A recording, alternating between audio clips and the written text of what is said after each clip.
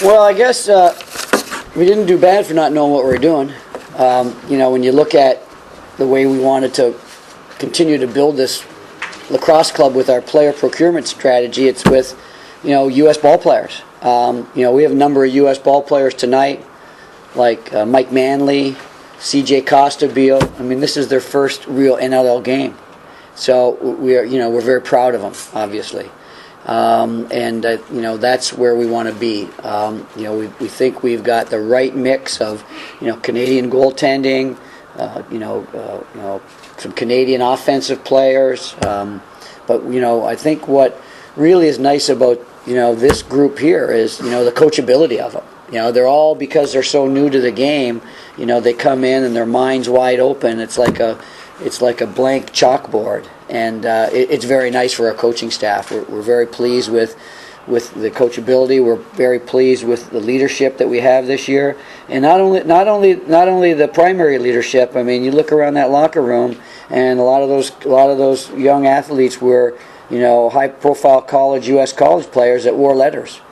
So for them to come in here and take on that whole secondary level of leadership, B. Miller in the locker room nailed it right on. He said, you know what? He said, for a young club with, new players, we kept our composure. As we know, this game goes in peaks and valleys, and, we had the peak when we were getting the power play, and we had a nice power play. We were 4 for 8.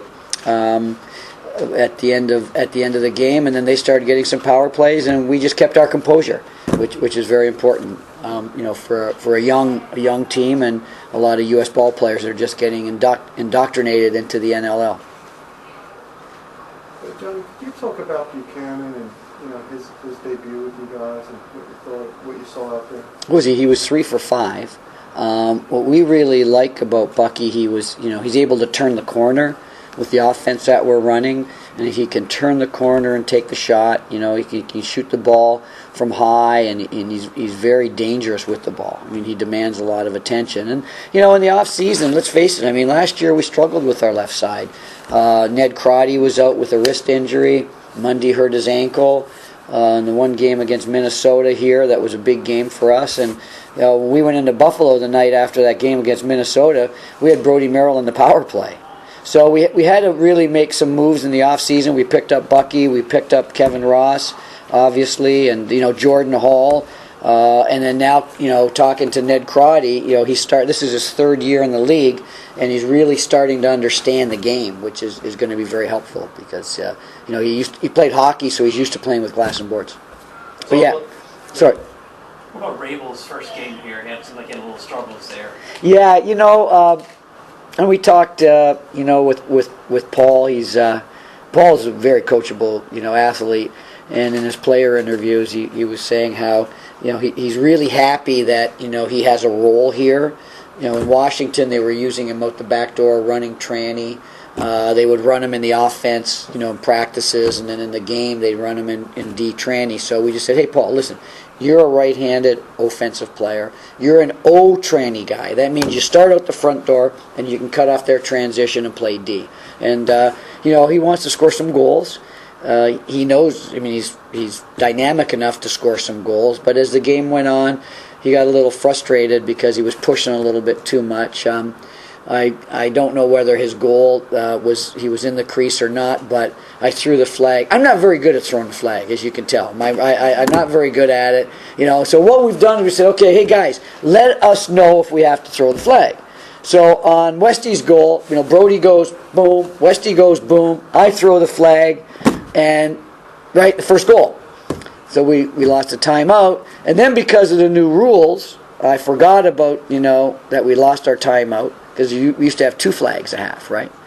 But anyway, so then when Paul scored the goal, he's going, throw the flag. I go, I can't throw the flag. We said we were going to keep it for a timeout in the last half because we had a nice goal differential. But he was fine. But the game's going to come to Paul.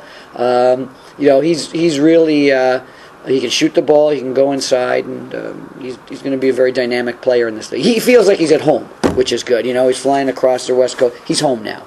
He's going to be with us for a long time. Talk about the play of Ethan Farrell tonight. Who is Ethan Farrell? Who is Ethan Farrell? He's this kid that I saw play with the Voyager, Vermont up in Burlington, and they play in the senior B League, in the Quebec Senior B League, and Jeff Colkin, who is got to be a friend of ours, and I know Scott knows Jeff because they're from that area. He knows Jeff real well, and so we went out there, and we've been talking with Jeff the last couple of years. They've been sending us players. Ethan's played. He's played 4 years of box lacrosse in Vermont and up in Canada against the Native Americans on the reservation. So he can play the game. I mean, he understands the game really, really well. And, we brought him to camp, and he went, everybody's going, wow, who is this young man? And then there was a little, up in Toronto, he struggled a little bit, but, we know where he needs to fit in, because of his skill set. But the kid has a grin from, ear to ear when he walks into the rink. And he's going to be a player in this league. I mean, he got 2-1. He only had 3 shots. And he picked up that rebound that he picked up. He gave it to Westy, I think, right?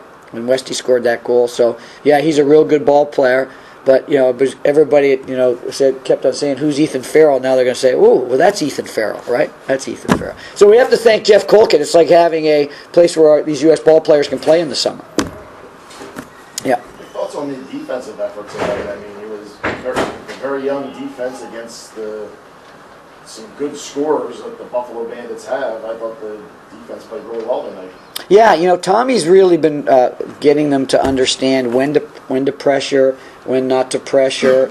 We don't want to go out too far, but we'll also step up and try a little bit of a trap, once they cross the center line. But I think, as long as we can just stay on our two-man game and one-on-one defense and stay away from sliding unless we really know we can go, we're going to be okay, because that's their athleticism. They're very athletic. They can recover quickly, which is very, very important, and then they can open and close the gap real quickly and recover. And what I thought, notwithstanding what they did on the D end, I thought their transition and their decision make was marvelous. We had a couple little hiccups, especially when we had a man up, and Mike Manley carried the ball up the floor, and CJ carried the ball up the floor, and we had a man up. But that's just them getting used to identifying the situation, identifying the time on the clock, and identifying the shot clock. And they're smart enough athletes that they're going to get that. I mean, they all went to top U.S. colleges. They went to Duke. Chad Widmeyer, who didn't dress, is Princeton kid. So we got a lot of tools back there. Very happy with Robbie Campbell. Robbie we picked up in the trade. Very happy with Joel White from Syracuse, who we picked up in the trade. They played very, very well, made good decisions. And of course, Kyle Hartzell's been in the league. We had Kyle Hartzell, Holmes, and Brett Manny in San Jose when I was there, and they were just coming into the league, and they've really developed over the last 5 years. They're very developed, very polished players. Yep. Can you talk about your goaltending, how solid it was with Brandon Miller? He was spectacular all night, and what he was really doing is, even when he would make the saves, and B's a very active goalie. And he has had some times where he struggled with the ball on low shots, but he was really covering between the 5-hole really well. He was covering low really well, but we thought he did a marvelous job on getting the rebounds, keeping the rebounds in the crease area and getting the ball up. I mean, he started the transition a lot for us, didn't he? I mean, he had the ball, he started the transition. So not only did he make the save, he kept the ball in the crease, he got it up, and it was down the floor.